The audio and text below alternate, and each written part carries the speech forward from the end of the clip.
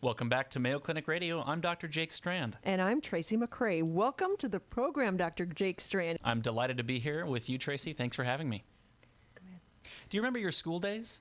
Many of us couldn't wait to take a break and head out to the playground. Recess was a daily part of life growing up, and childhood play is still recognized as an important part of brain development. But as we grow up, does our need for play change?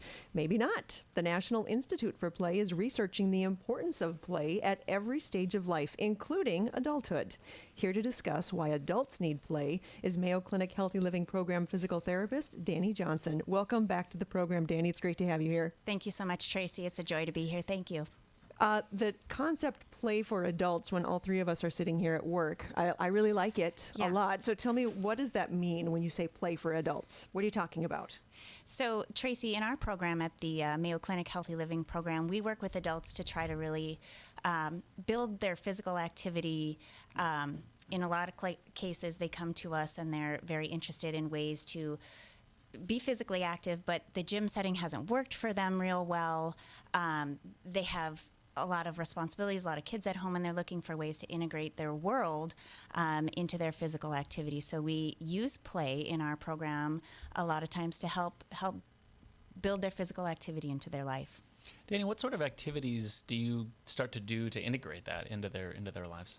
Sure. So it's highly individual. At the Healthy Living Program, we really want to take a look at each individual and see what works in their life. So a lot of times, for example, if they have a few kids, they don't have a gym membership, one of the biggest things we'll say is go out to the playground with your kids. Take them to the park. When they play on the jungle gym, you play on the jungle gym. So, enjoy your children. You're getting that time with your children that we all crave, but you're also helping your physical fitness.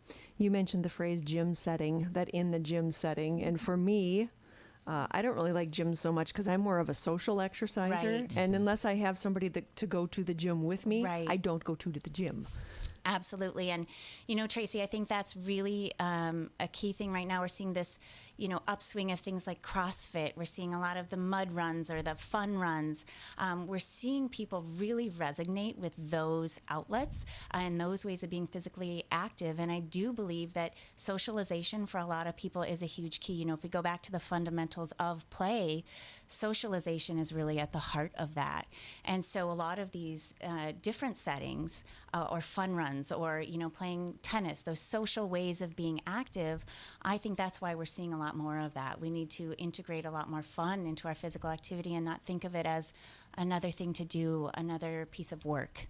Well, that was the piece that I was curious about, the social concept, because I wonder, Right. For those who the gym hasn't worked, how does that social component increase maybe adherence or willingness to get out and do something that's outside of their comfort zone? Yeah, absolutely, Jake. That there's a lot of studies that do indicate that when we work out with a buddy, when we have that social aspect to our activity world, we stick with it.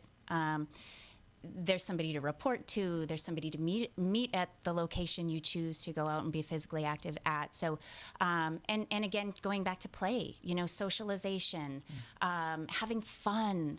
You sort of forget about time a little bit, and that makes physical activity so much more. There's a reinforcement there. Absolutely. I would never forget about time when I'm doing burpees, no matter if I'm doing it with 100 people or just myself. But how, you mentioned like CrossFit. Yes.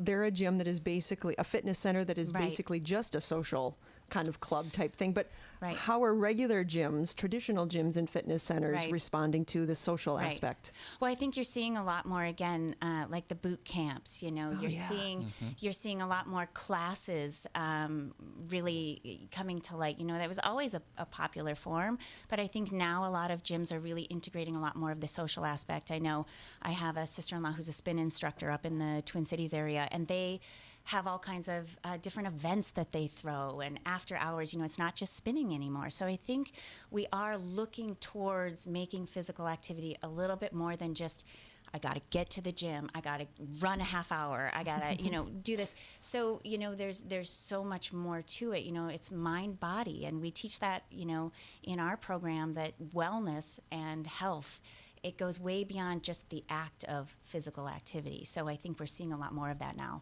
Yeah, and I'd be really curious to follow up a bit more about the concept of wellness, because wellness is, you mentioned not just about physical wellness, but it's also the community aspect. Absolutely. And so I wonder, what kind of benefits does that give us as adults compared to kids when we think about play?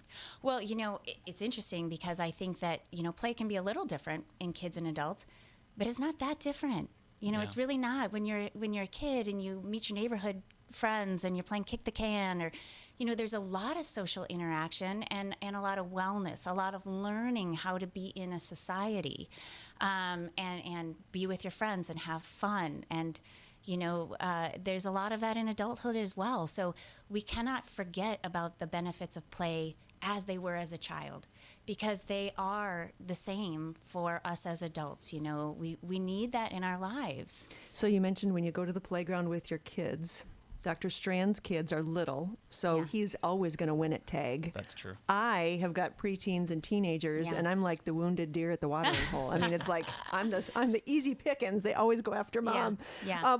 Let's say that you are at the playground with or the area park with your grandkids or your kids. Yeah. What are some different things that you can do? Well, Tracy, you actually just hit on a great point, because it's not just parents, it's grandparents too. So we want to bring play to all ages, all walks of life. For an example, I was up at the lake this weekend, and my 74-year-old grandmother was down on the ground crawling. I'm a huge advocate of crawling. That's a whole other topic. Oh, but, that's right. That's the first time we met you. That's exactly right. Yes, I'm a huge advocate of crawling, but crawling and some of those other fundamental movement patterns do go back to play. So, you can get on the ground. You can just play silly games. Even hopscotch, to be honest with you, you're working on hand-eye coordination. You're throwing a stone. You're hopping.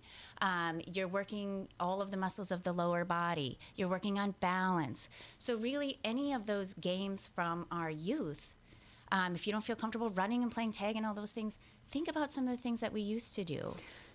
Everything is able to come forward into our adulthood. In the summertime, we go to a local elementary school that's in our neighborhood, and we get our Foursquare on. Yes. Foursquare is coming back. It's a great game. And think about the you're smiling just thinking it's about very fun. it. Yeah. And see, that one I can hang with them. Yes. You gotta do it together. You gotta do what works, Tracy. You gotta do what works. But I think just, even thinking back on that episode, it's bringing joy to your life. And I think sometimes in our world we get so serious and we forget about that mind-body connection, and we forget about wellness as a whole.